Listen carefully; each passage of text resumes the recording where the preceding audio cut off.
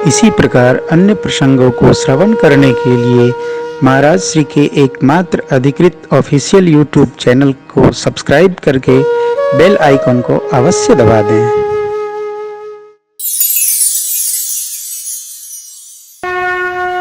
अभी हम लोगों ने एक नई बात बड़ी अलौकिक चिंतन की है, तो आपको प्रथम निवेदन नहीं द्वितीय निवेदन करता हूं। प्रथम में बोल चुका हूं, मानव जीवन मिला है, इसमें दो कार्य प्रथमतया करना चाहिए। क्या? धर्म और पुण्यार्जन। धर्म क्या है? परहित। जितना बन सके हम परहित कर लें।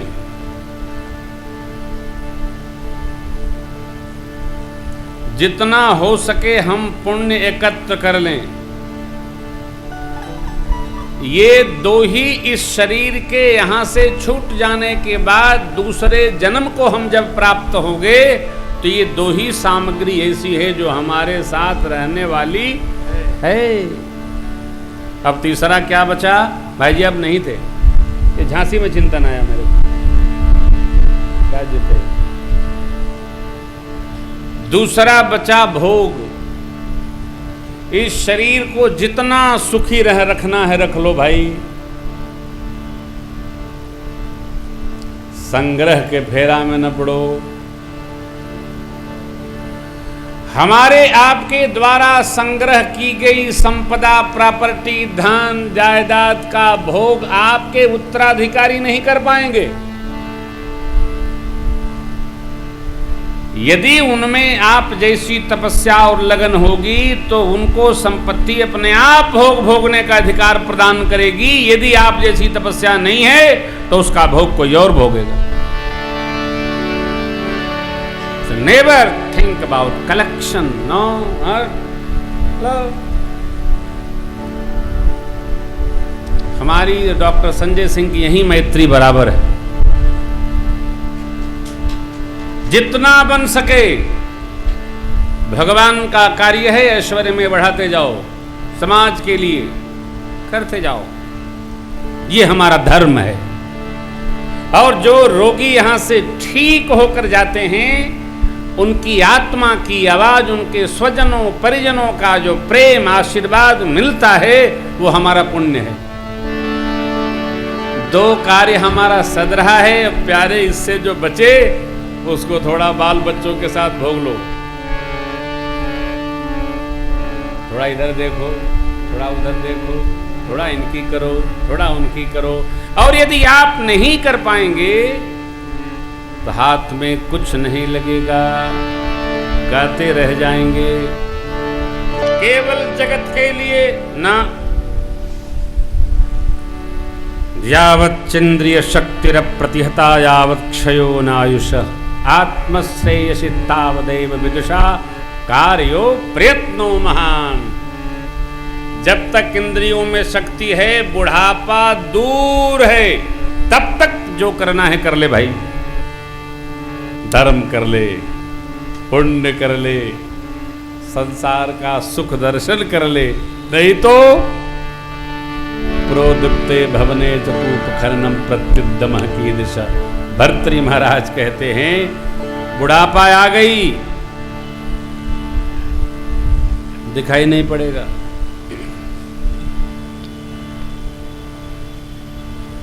बाबू खा लो, अबे नहेली हो, कह रहे हैं खा लो, ही कह रहे हैं नहेली हैं, सुनाई नहीं पड़ेगा।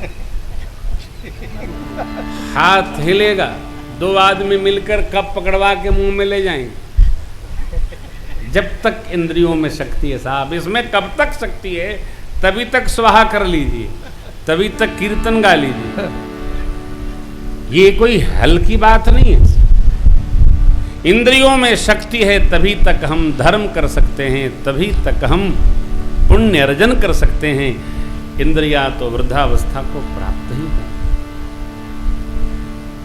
और समय आ जाएगा तो कोई रोकने वाला नहीं। एक कथा आपको आज मैं पढ़ रहा था किसी ग्रंथ में। एक वकील साहब थे, तो उनको लेने यमदूत आ गए। तो वकील साहब के अभ्यास में था नोटिस सम्मन, नोटिस सम्मन। तो वकील साहब ने कहा कि तुम लोग लेने आए हो, पहले नोटिस भेजना चाहिए ना, पहले सम्मन भेजना चाहिए ना। एक यमदूत बड़ा तेज था, बोला वकील साहब आपके 3 दांत बचे हैं, ये पहली नोटिस। आपके आंख से तिरछा दिखता है, दूसरी नोटिस। बाल सारे सफ़ेद हो गए, तीसरी नोटिस। कोई अंग आपका चल नहीं रहा है, ये विदाई की अंतिम नोटिस और सम्मन एक साथ है। बोलिए चलिएगा कि नहीं चलिएगा? कितनी नोटिस चाहिए आपको? वकील साहब मौन हो गए। भाव कहने का ये है कि नोटिस तो मिल ही रही है, हम तामील करें तब ना, हम समझते ही नहीं, उसकी तुरंत व्यवस्था बनाते हैं साहब। केवल धर्म एकत्र करने के लिए शरीर मिला है। हम आपको नहीं कह रहे हैं, कथा के माध्यम से हम अपने को भी समझा रहे हैं। केवल धर्म एकत्र करने के लिए शरीर मिला है, केवल पुण्य एकत्रित करने के लिए मिला है। और धर्म पुण्य ऐसे ही एकत्रित होगा, ये कोई प्रमाण नहीं है। ऐसा कोई व्यक्ति नहीं है जो एक सिक्का भी लेकर के यहां से जाने वाला या गया हो। किसी जवान भाई ने महात्मा कथा बोल रहे थे, उनसे पूछा महाराज स्वर्ग में क्या क्या व्यवस्था है? महात्मा बोले बेटा मैं तो नहीं गया, तुम कहो तो भेजवाऊं। मैं क्या जानूं क्या है भाई, ये तो लिखा पढ़ी की रचना है।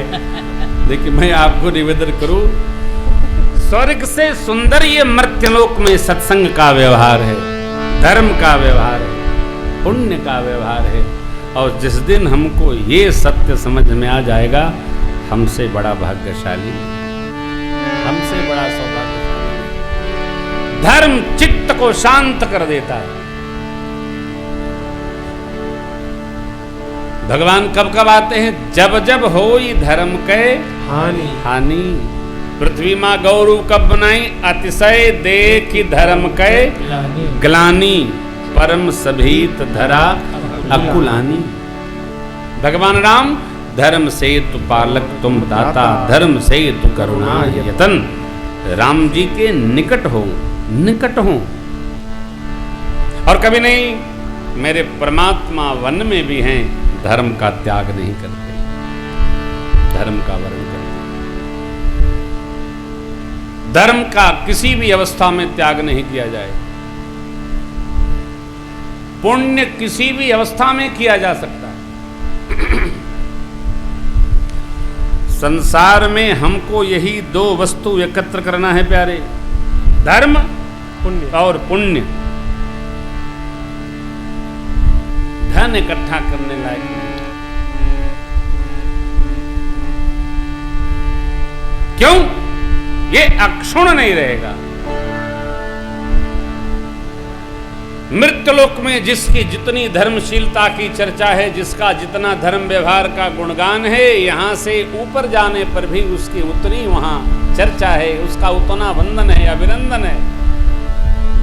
तो जिसकी यहां प्रतिष्ठा है धर्माचरण के रूप में, उसी की लोक परलोक में प्रतिष्ठा है। इसलिए भक्ति भगवान करने को क्यों कहते हैं? प्रभु कहते हैं जो परलोक यहाँ सुख चाहू, सुनि मम वचन हृदय दृढ़ कहू। यदि परलोक में और यहाँ दोनों स्थान पर सुख चाहते हो, तो मेरी बातों को सुनकर हृदय में ग्रहण करो और पालन करो। सुलभ सुखद मार्ग यह भाई, भक्ति मौर पुराण शुद्ध गाई। क्या परहित सरिस धर्म नहीं भाई। ये धर्म का पालन, धर्म बढ़े। जानते, मैं लखनऊ कथा में चर्चा कर रहा था, मंदिर, मस्जिद, गिरजाघर, गुरुद्वारा, सब जगह अलग अलग धर्म के मानने वाले लोगों का प्रवेश है। परंतु अस्पताल एक ऐसा मंदिर है कि चारों पांचों आठों जितने धर्म पंथ के मानने वाले लोग हैं सबका बराबर प्रवेश है, किसी का निषेध नहीं। ये परम धर्म है, ये परम धर्म है। मैं निवेदन करूं, मंदिर, मस्जिद, गिरजाघर, गुरुद्वारे में जाने के लिए तो निर्मल होना पड़ता है, स्वच्छ होना पड़ता है। लेकिन बताओ, आप किसी हॉस्पिटल में जाने के लिए अनिवार्य शर्त है का नहा धो के आइए, बेनहिले न आइए। महीनों नहीं नहाया विरोगी आता है, लथपथ होकर आता है और निर्मल होकर चिकित्सालय रूपी मंदिर से अपने निज निवास की ओर चला जाता है। ये भगवान की कितनी बड़ी सेवा है। यूं प्रीत नहीं दृढ़ होती, यूं नहीं। जब आप निकटता से समझेंगे तब इस बात का मर्म समझ में आएगा, आखिर हमारी प्रीति ऐसी क्यों दृढ़ होती है। हम अपने को तो समझते हैं, सामने वाले को समझना नहीं चाहते। हम अपने को श्रेष्ठ मानते हैं लेकिन अपने से निकृष्ट सबको मान लेते हैं। व्यवहार जब भी होगा तो सम स्वभाव में, सम चित्त में, सम मन में होगा। साथ रहने पर भी यदि ऐक्यता नहीं है चित्त की और मन की तो व्यवहार करने में बड़ी कठिनाई होती है, बहुत कठिनाई होती है। साथ रहकर भी हम दूर होते हैं। जब चित्त की ऐक्यता हो, मन की सहजावस्था हो तो हम दूर रह के भी पास होते हैं। कैसे बनेगा? जब दोनों ओर धर्मशीलता होगी, जब दोनों ओर साधुता होगी, दोनों ओर सत्य होगा। क्यों? सत्य दुनिया में कहीं रहे, लोक में किसी रहे, एक व्यवहार होता है। सत्य दो नहीं होता, सत्य एक होता है।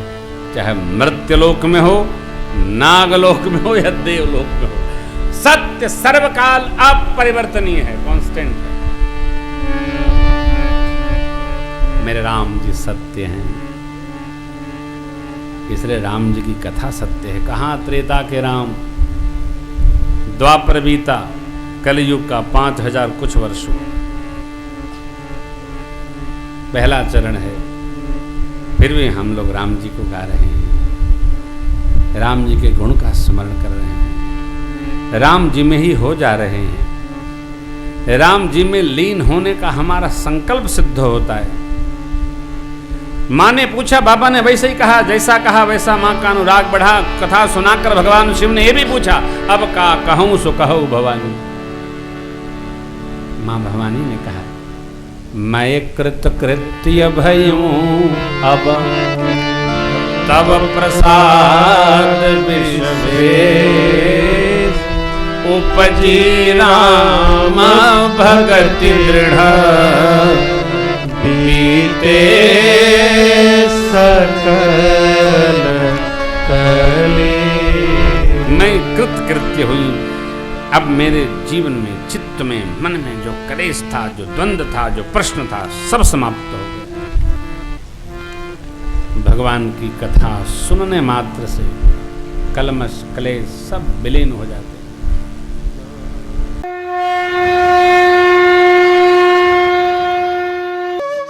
इसी प्रकार अन्य प्रसंगों को श्रवण करने के लिए महाराज श्री के एकमात्र अधिकृत ऑफिशियल यूट्यूब चैनल को सब्सक्राइब करके बेल आइकॉन को अवश्य दबा दें।